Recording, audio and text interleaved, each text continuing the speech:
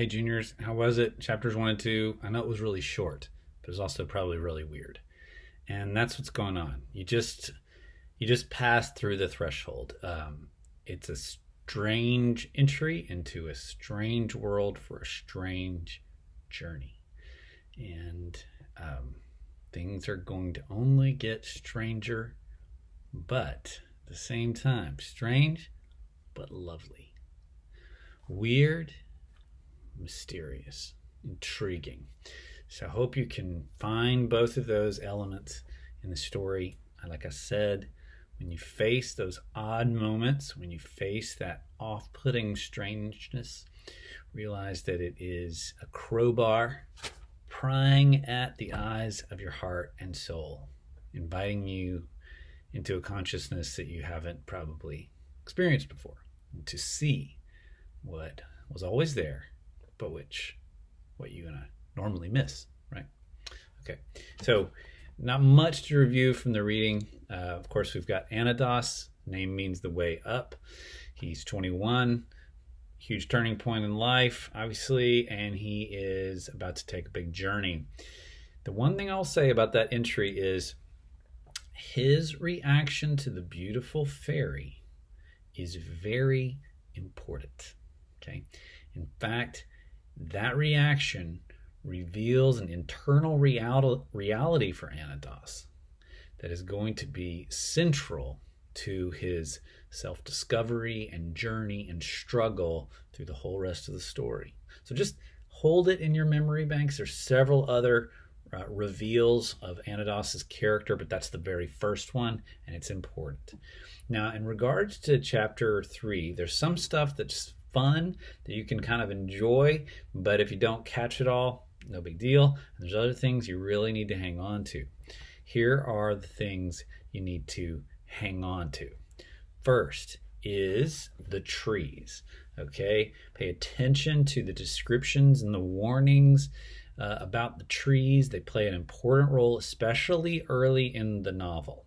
Okay, so the Anados is going to be told by a mysterious girl who happens to be walking through the forest which trees he can trust and which trees he must avoid. Okay, so this is fairy world. Of course, the trees are alive. So some of them are good and helpful, and some of them are nefarious in the extreme. So pay attention to that. Number 2, pay attention to the reference to King Arthur. Now, I have tried to research this a little on my own, and I'm not quite sure if MacDonald was taking this from an actual version of Arthurian legend, or if he sort of is fabricating and synthesizing some legend and some of his own creation. Nevertheless, Percival is huge. He is a very important character. And you're going to meet him. Just a brief description. Anados finds this book. He opens it up, and his eyes land on the story of Percival being compared to Galahad. Galahad, remember, is Lancelot's son. He was pure-hearted, was the only one allowed to find the Grail in the end. Percival, though, is notable in this description because his armor is muddy and rusted. Okay, and that obviously, that maybe not obviously, but that's going to reflect an internal reality for Percival as well. And he is actually going to have some interaction with a tree, which, is going to be adventurous. So the trees and Sir Percival, make sure you get your heads around that. Okay. Now, the thing you don't need probably to hang on to as much. It's still fun to read and it's important to read. I'll say why in just a moment. But the fairies, you're going to meet all these little fairies and they're going to sing their songs and they're going to have all these little kind of weird interactions. And I've read this story a couple times and I think those are delightful little spots. Sometimes they're kind of hard to follow because frankly, the fairies move pretty quickly. It says in the text, they can change mood and facial expression something like 20 times in half a minute. So they're just here and there and all over the place. But there is a little story that you'll revealed about some flower fairies, one named Primrose, one named Pocket, and some others.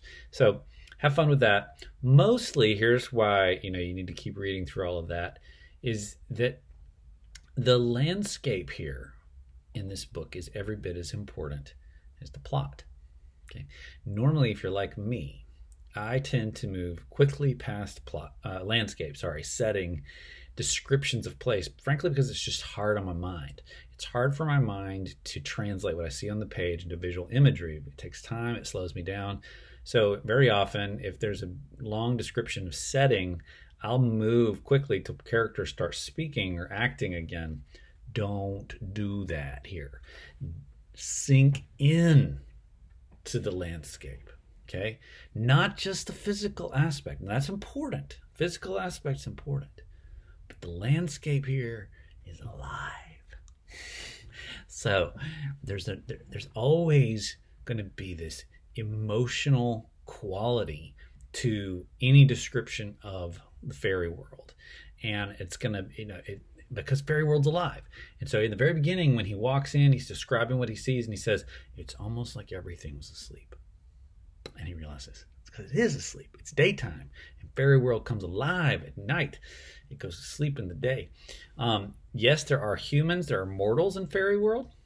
Ordinary people like Anados in some ways, but they have fairy blood in them some. But you're going to find eventually that there are humans in fairy world who doubt that fairy world even exists. So again, remember, this book is odd. It's going to play with your expectations a little bit. Just remember all the time that's that crowbar prying at you. So don't resist it. Don't fight back too much. Relax. Go with it. Go where the story leads, and enjoy. Again, I'd love to talk to you tomorrow. I think it's 1:00 p.m. if you want to just chat about the book. I'll be in a Google Meet. I'll send you an invitation. And then on Thursday, I've got office hours. If you want to talk then, if you ever want to email me, feel free. I'm open. Love to talk about this book. Again, it means so much to me, so I really hope you're enjoying it. Well, thanks for listening to this, and I'll talk to you soon. Bye.